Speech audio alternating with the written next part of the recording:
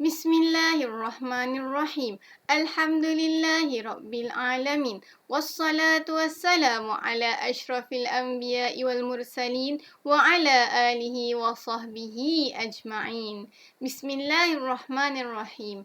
Allahumma aftah alayna hikmataka wanshur alayna min khazaini rahmatika Ya Arhamar Rahimin. Rabbi shrah li sadri wa yassir li amri wahlul 'uqdatam min lisani yafqahu qawli.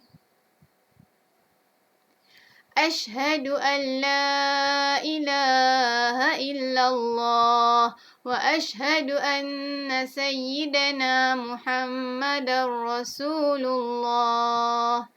Ashhadu an la ilaha illallah wa ashhadu anna Muhammadar Rasulullah. Tiada Tuhan selain Allah, Nabi Muhammad pesuruh Allah. Assalamualaikum warahmatullahi taala wabarakatuh.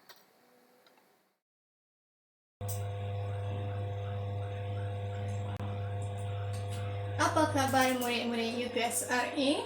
InsyaAllah hari ini kita akan sambung pelajaran Tauhid bab yang ke-8, iaitu Asma'ul Husna. Bang, berapa bilangan Asma'ul Husna? Oh, kamu tahu kah? Bilangannya ialah 99.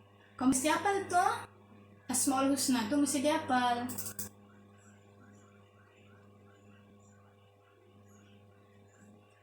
Pengenalan. Allah mempunyai nama-nama yang menunjukkan keagungan dan kesempurnaannya. Allah sahaja yang layak dan berhak diberikan nama yang sesuai dan selari dengan kesempurnaan dan keagungan. Asma'ul Husna artinya nama-nama Allah yang maha indah. Asma'ul Husna ada 99. Nama yang paling banyak disebut dalam Al-Quran ialah Allah. Berapa kali Allah disebut dalam Al-Quran?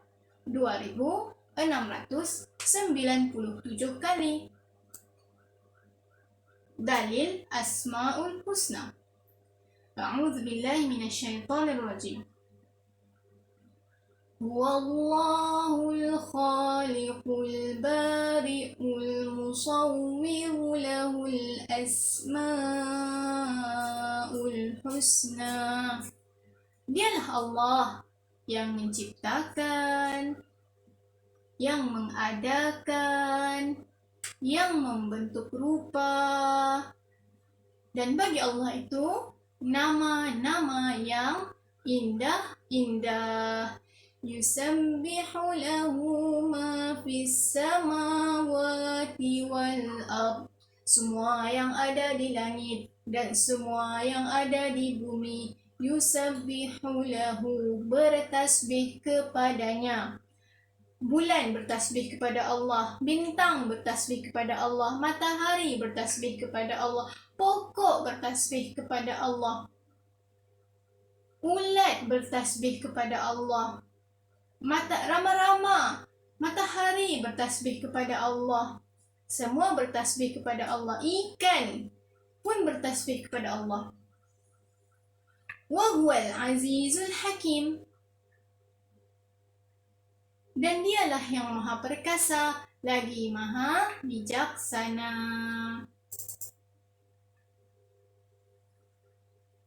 Tujuan mengenal Asma'ul Husna. Kenapa kita mesti mengenal Asma'ul Husna?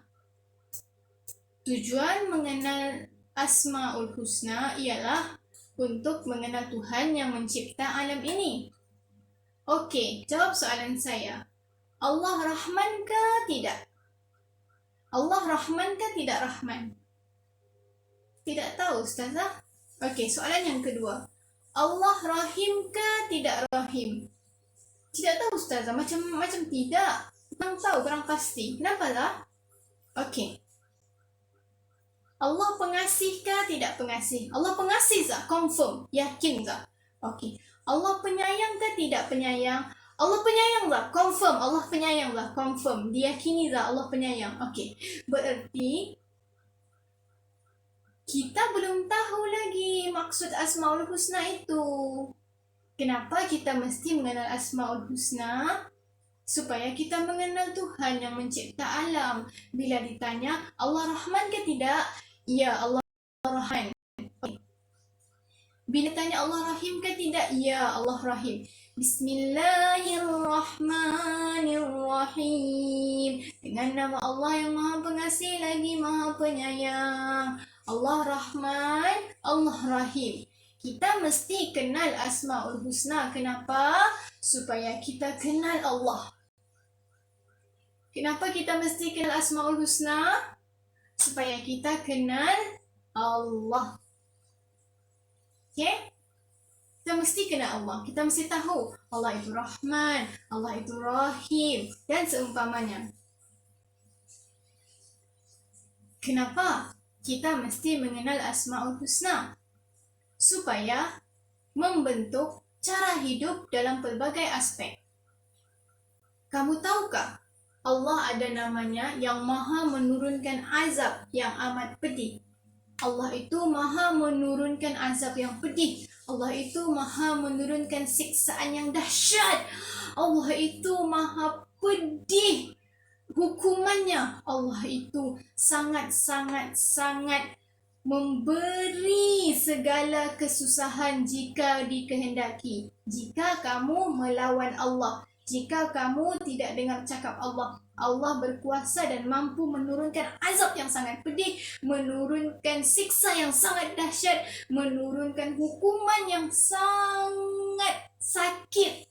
Allah itu berkuasa menyakiti kita pada bila-bila masa sekiranya kita tidak mahu mendengar perintah ataupun ingkar dengan perintah Allah. Kita melakukan setiap masa larangan Allah. Allah itu pemberi hukuman yang sangat dahsyat. Allah berupaya menyakiti siapa pun yang dikehendakinya. Bila kita tahu Allah itu maha menurunkan azab yang sangat pedih, bila kita tahu Allah itu maha memberikan siksaan yang sangat dahsyat, rasa-rasa kita mahu hidup di dunia ini melakukan kerosakan ataupun kita mahu hidup di dunia dengan melakukan kebaikan. Apabila kita tahu Allah itu maha pemberi hukuman yang berat, pasti nescaya kita sentiasa mahu melakukan kebaikan. Mesti kita takut mau buat jahat. Sebab kita tahu Allah berupaya menurunkan azab yang sangat pedih. Allah boleh menyakiti siapa pun. Orang yang melanggar perintah Allah, orang yang meninggalkan solat, Allah boleh anytime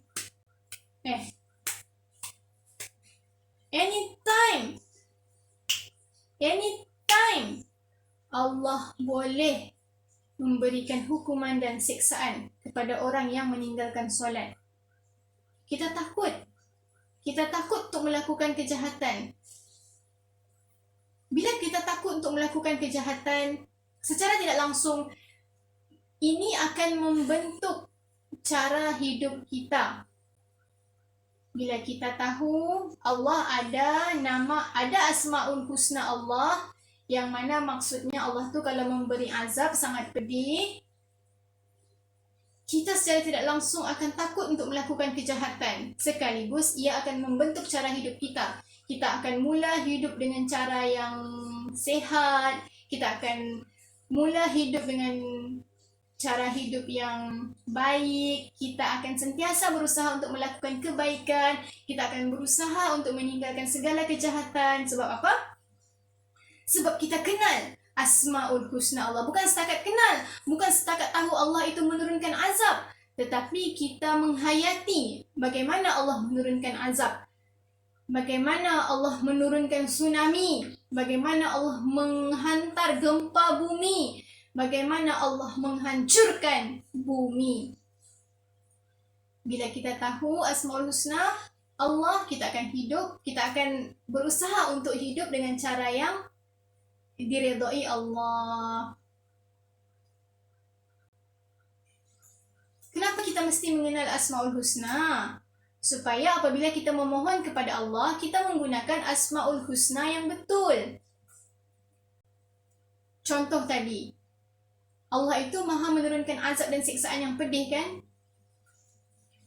Ya Allah yang maha menurunkan azab, turunkanlah rezekimu kepada kami. Ya Allah yang maha menurunkan azab, turunkanlah rezekimu kepada kami. Ya Allah yang maha menurunkan azab, turunkanlah rezekimu kepada kami. Wahai Allah yang maha menurunkan azab, turunkanlah rezekimu kepada kami.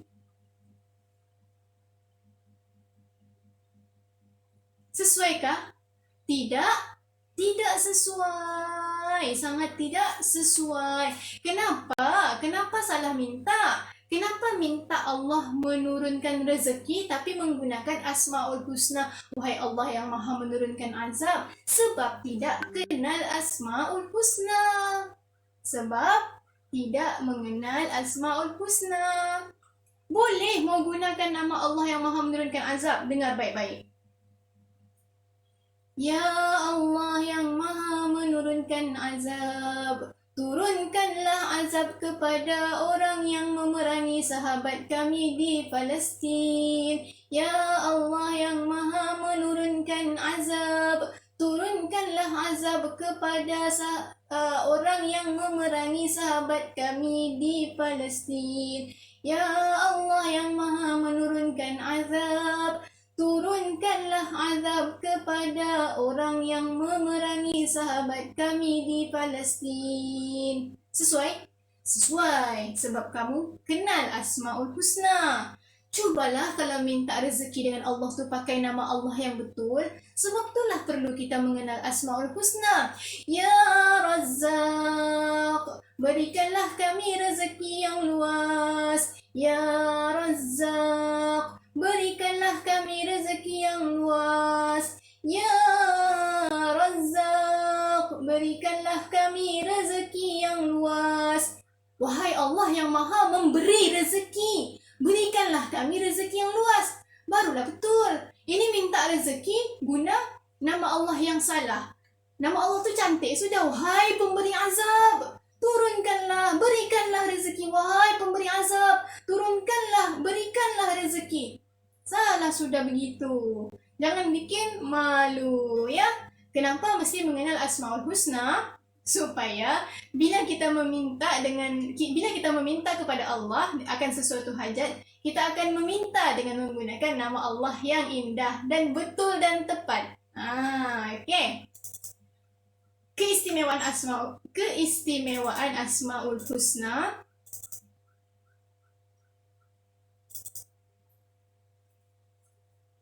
Asmaul Husna hanya khusus untuk Allah sahaja, tidak boleh untuk kita manusia. Contohnya, oh laparnya, mau makan, lapar, mau makan, ya Allah laparnya.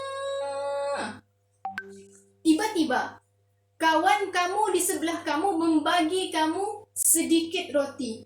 Ya Allah, terima kasih. Engkaulah Ar-Razzaq, maha pemberi rezeki. Tidak boleh. Keistimewaan Asmaul Husna hanya khusus untuk Allah sahaja. Ar-Razzaq maksudnya pemberi rezeki. Tidak ada sesiapa pun yang boleh dinamakan dengan nama Allah, sama ada secara memang namanya Ar-Razzaq ataupun secara majazi, secara aku pura-pura cak nama aku Ar-Razzaq, macam nickname begitu, nama timangan kan di rumah nama kita Ar-Razzaq, nama kita yang sebenarnya bukan. Contoh, nama Allah tidak boleh disekutui atau dikongsi oleh sesiapa selainnya. Walaupun kawan kamu tadi bagi kamu roti, tapi Allah yang menggerakkan hatinya untuk memberikan roti kepada kamu. Kalau Allah tidak menggerakkan hatinya untuk memberi roti kepada kamu, tetap tidak. Sampai sini pengajian kita hari ini. Semoga kamu faham dengan apa yang diajarkan hari ini. Jumpa lagi. Assalamualaikum.